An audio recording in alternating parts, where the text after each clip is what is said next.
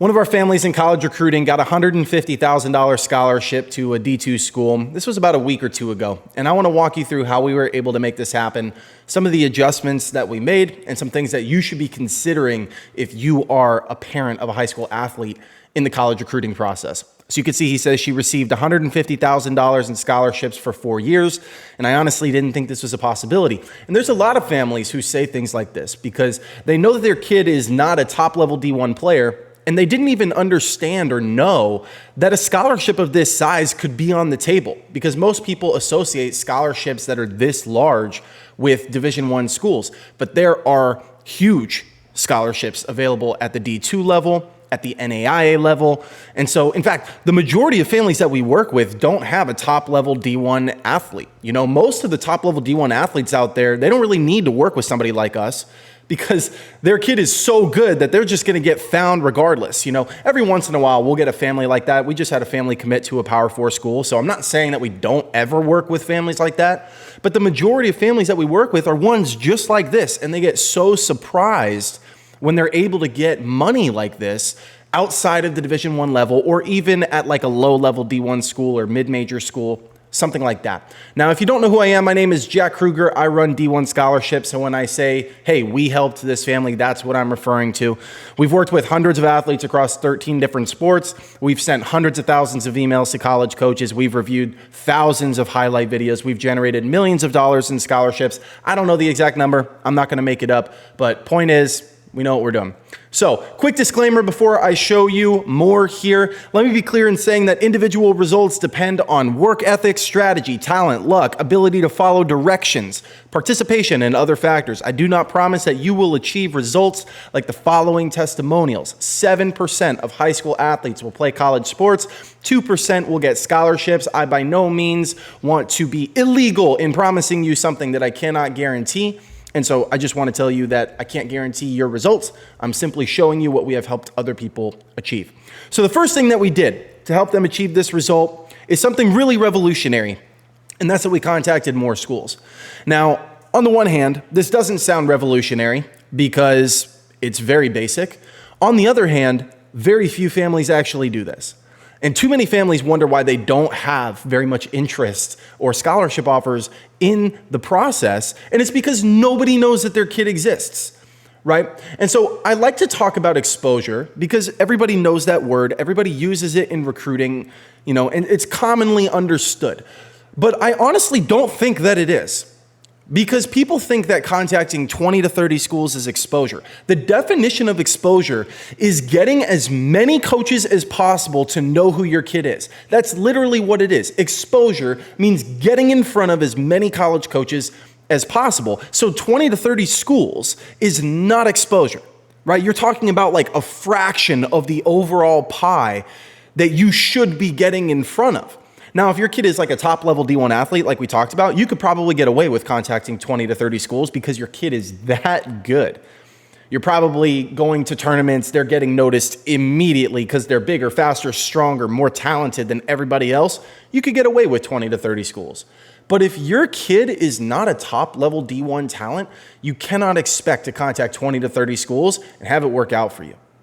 And so you must get mass exposure. And so for this family, you can see anytime you see text here, like a screenshot from the email, that's the email from the family who got the scholarship. They wrote me a nice long email, gave me a lot of data points. And so instead of just giving you like the whole long email, I broke it up into easy to understand sections.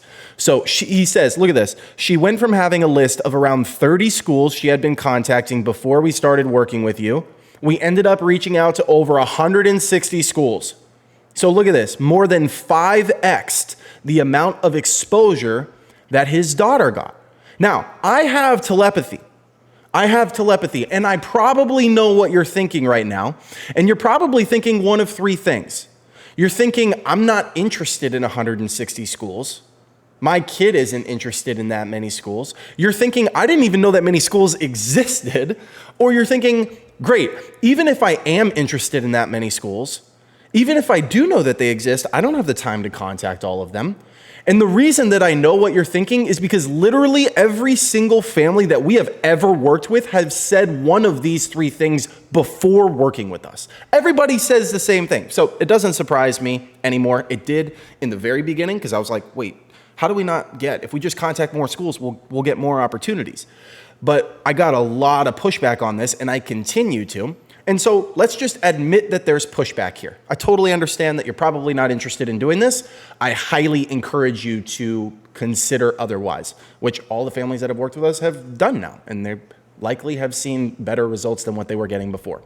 So you're in good company if that's you. All right, now let's talk about it because it's absolutely critical that you contact a lot of schools. If your kid is not a top level D1 athlete, it's going to be very hard to generate interest in offers if you only contact 20, 30, 40 schools. It's just going to be really hard. Okay. So I'm not interested in 160 schools. This is like the most common thing that families will say to me.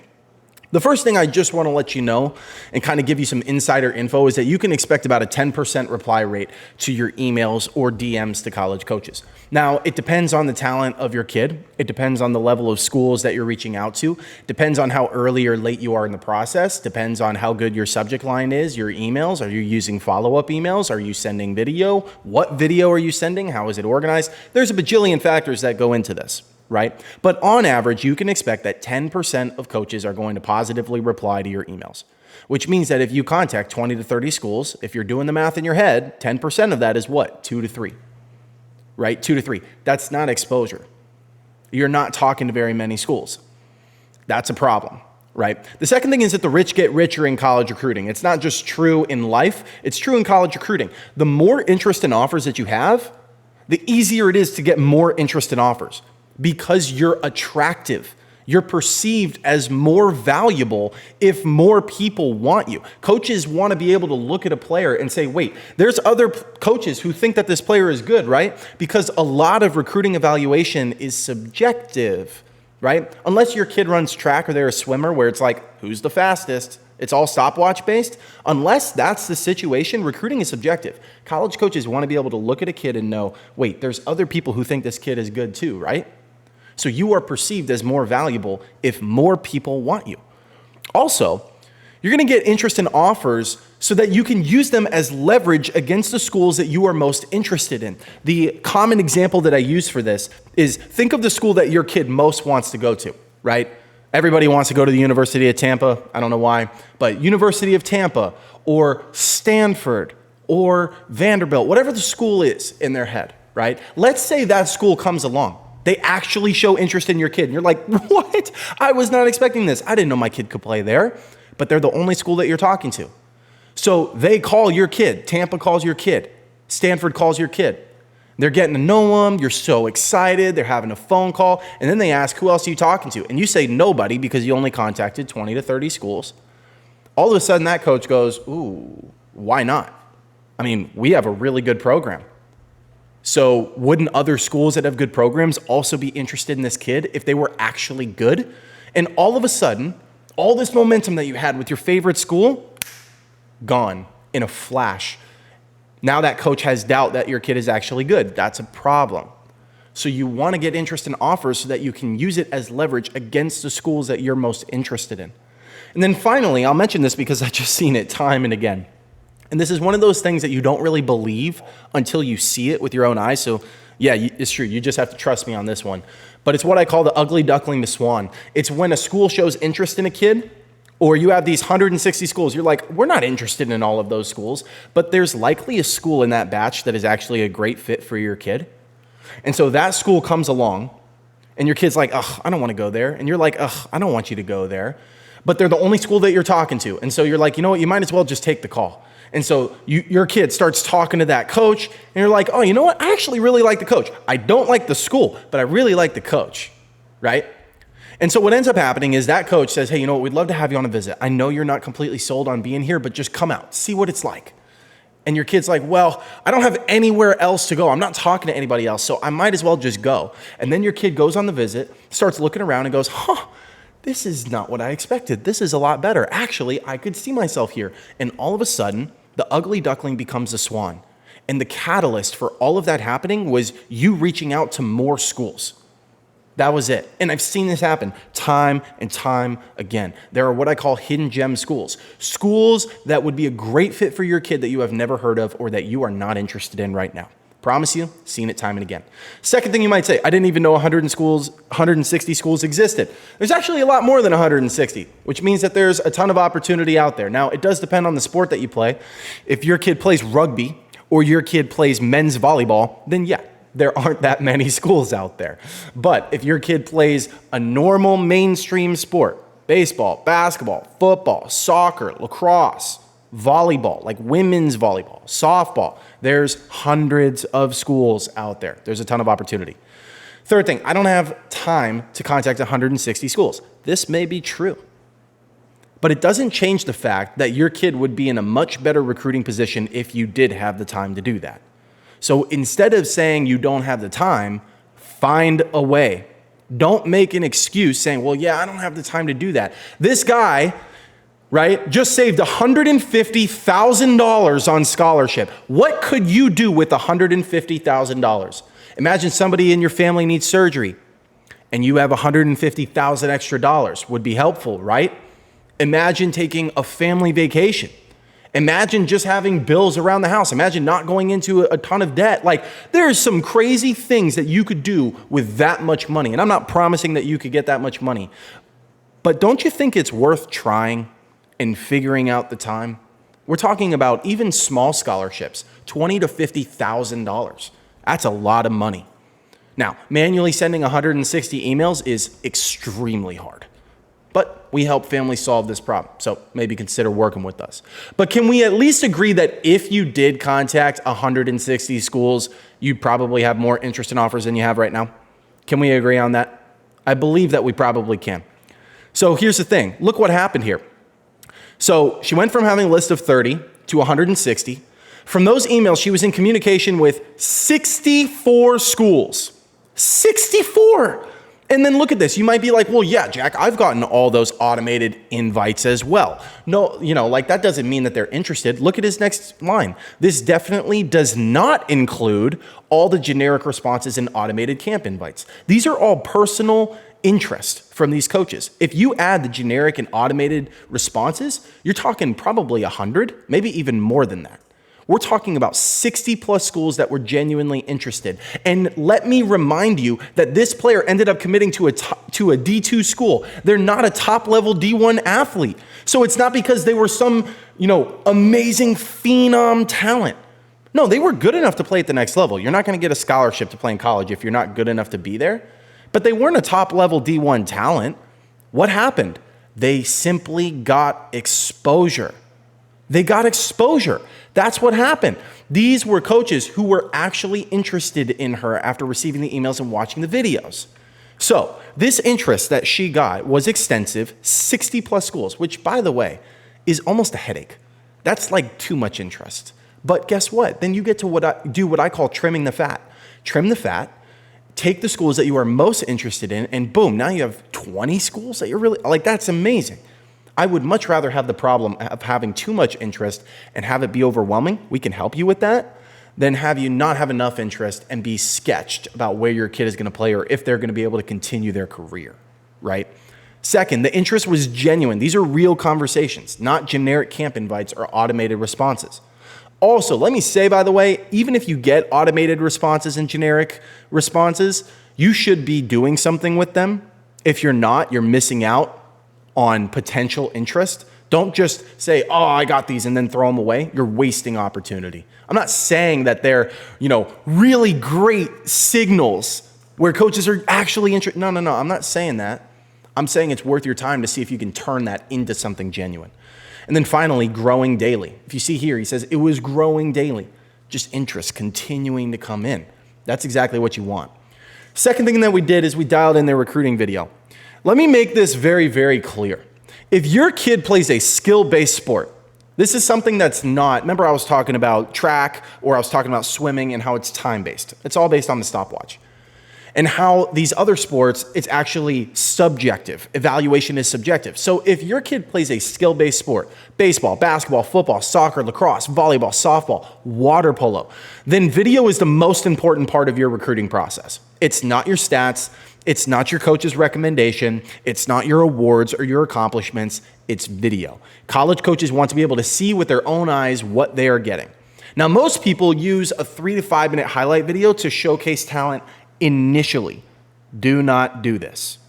College coaches are not going to sit there and watch a full 3 minutes of a player that they've never heard of. You need to make it easier for them to evaluate your kid. I like talking about this like Amazon. When you're buying something off of Amazon, how easy do they make it for you to buy something? So that first time that you go, right, to Amazon, you've never had an account before, you make your account. When you go to buy something, you put in your address and your payment details, all of it, right? Now, what happens the second, third, fourth, fifth time you buy something? They log all of that information for you already. And so you click on the item you want and you click buy now. And it just magically shows up to your door 24 hours later. It's incredible, right? They reduce all friction. They make it very easy for you to buy something on Amazon. So what do? You buy more stuff. Same thing here. The easier you make it for a coach to recruit your kid, the more likely they are to. So the length, the content, the title of the video, the overall nature of your video, it changes based on how much communication you've had with the coach. It changes how meaningful, or it changes based on how meaningful that communication has been. So this 3 minute highlight video, I'm not saying that there's never a time to use one. There are times to use them, but you have to use them in specific situations. And using them to showcase your talent initially is not the way to use them. So we had to change this.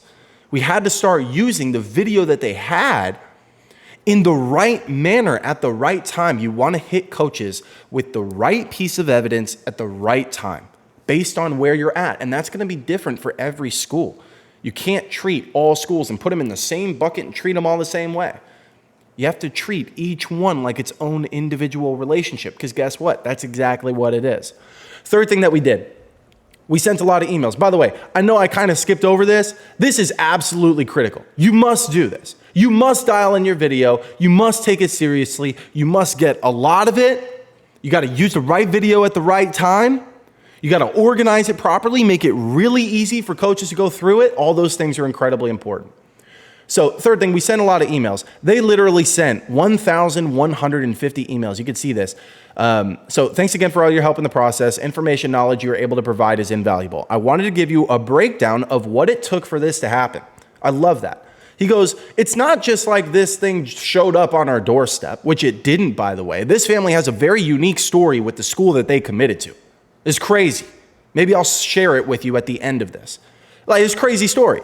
But look what they did to make this happen. It didn't just show up for them. They contacted 161 schools. They sent 1,100 emails. They made over 200 videos, 8 playlists. Like, they put in the work. If your kid is not a top-level D1 athlete, you can absolutely get big scholarships. That's possible, but it's not going to happen with you making a 3-minute highlight video, sending 20 to 30 emails, and hoping that it works out. It's not going to happen. So look, he sent 1,100 emails. Now, let me be very clear. They didn't do this manually, okay? So if you're like, what the heck? I don't have enough time in the day. Yeah, nobody does, okay? So don't try this at home. Like, we set up software to automatically send the emails for them. All right. But that allows us to get major exposure. So we're not only contacting a whole bunch of schools, we're contacting them multiple times, which is going to give you more responses and more interest. You're likely going to get more responses to follow-ups than the initial email. So the other thing that we did is we showed him this follow-up 2.0 strategy. So he says the emails and video editing was definitely not in vain, but you have to start with the emails and follow the process for follow-ups. Essentially, here's what he's talking about. If you want scholarships, you have to be able to convert interest into offers. There's a lot of families out there who start talking to a couple schools, right? They'll get a little bit of traction. They're talking to 4, 5, 6 schools, something like that. And then over time, those schools start ghosting them. They vanish, and after, usually about 8 to 12 weeks, the relationship is dead in the water, and it's gone. And then they're like, what happened? I thought they were interested. I didn't get it, right? And then they have to start the process back over again. And it's because of this belief that once you get interest from college coaches, a lot of families believe that they are like 80% of the way through the process.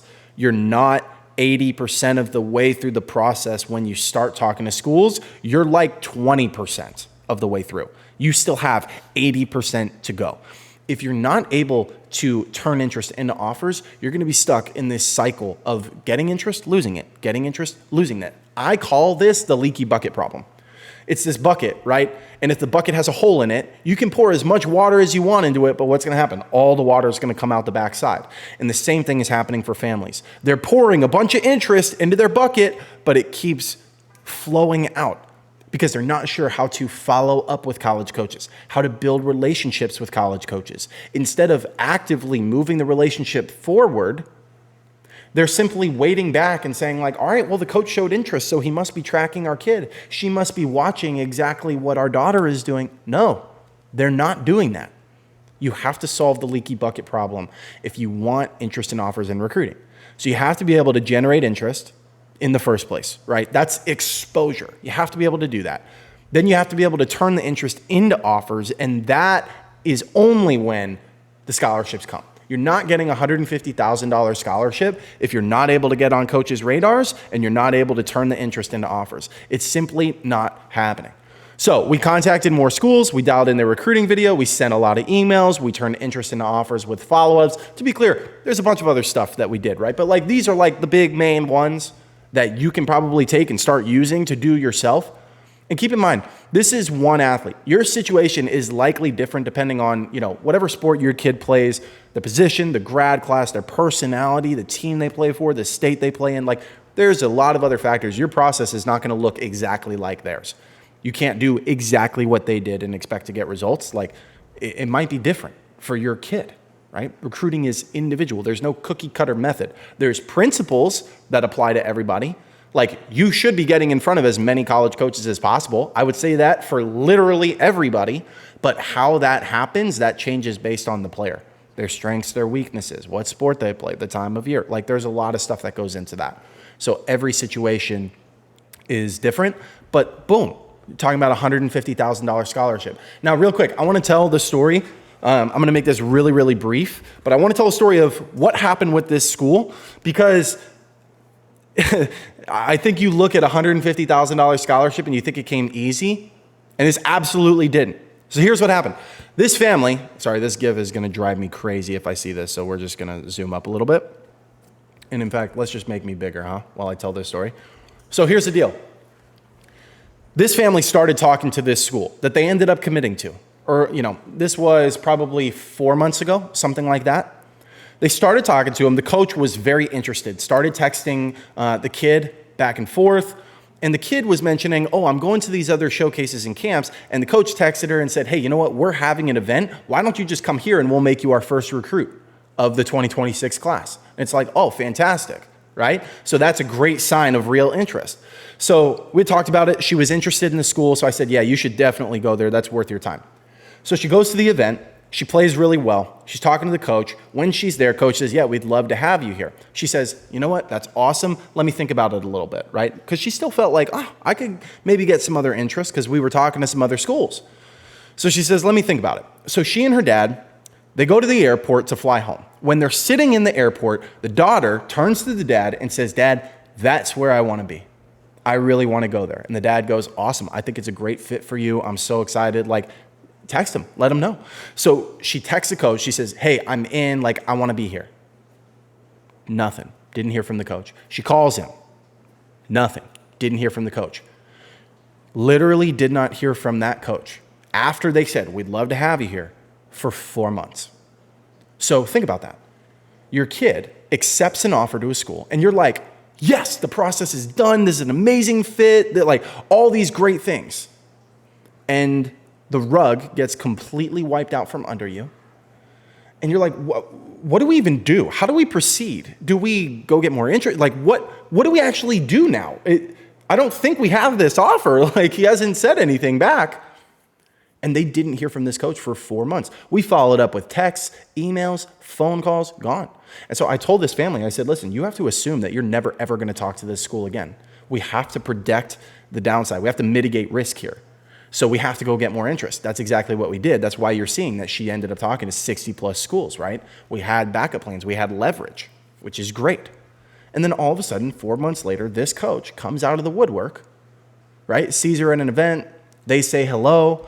And he's like, yeah, awesome. You know what? I'm going to be at your game tomorrow. I'll see you then. She's like, okay. Plays really well the next day.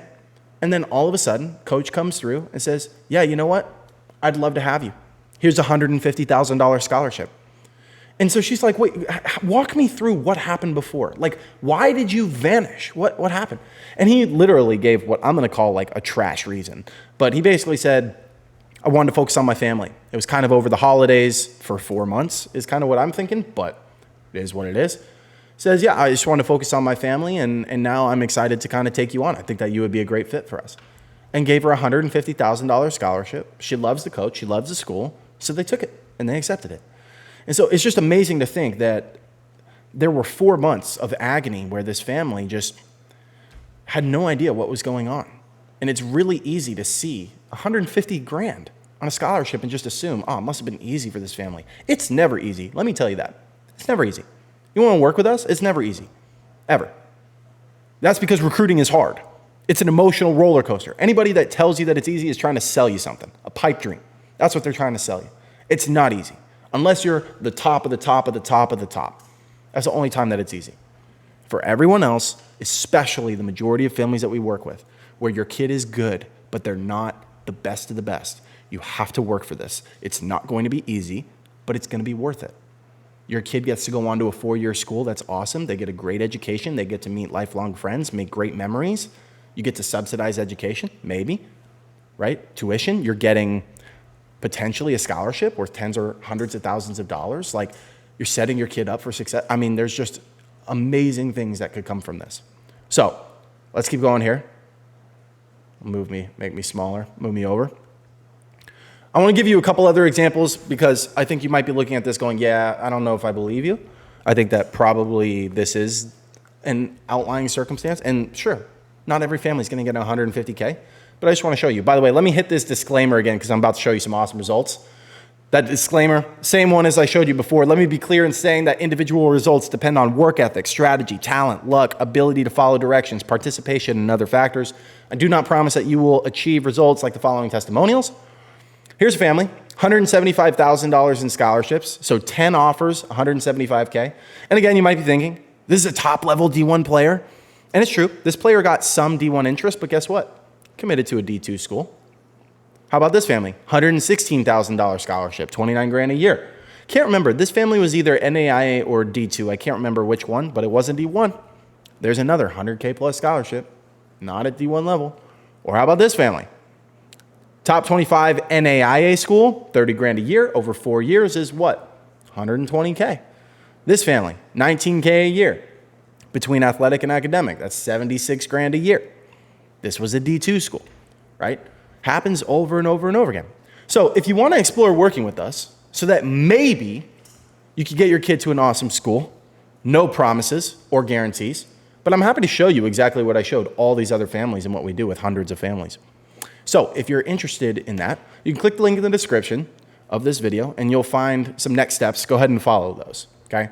This is for families who want to get better results with less effort. Let me make this very clear. This still requires a lot of effort, but instead of having to send 160 emails manually, which it's actually going to be way more than that because we're going to contact 100 plus schools, we're going to contact them multiple times. So it's going to be way more than 160, but instead of having to do that manually, we'll show you how to automate the process. But I just want to be clear, there's a lot of work required in this. No coach is going to just hand you a $50,000 scholarship. You have to earn it. Second thing, we'll guide you through the process end to end. Okay? So from the beginning to the end, we'll be with you every step of the way. You'll be amongst other parents who are just like you, who are struggling with the same things. In college recruiting, it's really easy to feel like you are on an island all by yourself trying to figure this out. And it's overwhelming and it's scary. And one of the best things besides getting the info and the tools to like make this happen is going through the process with other parents who are feeling what you're feeling, who understand.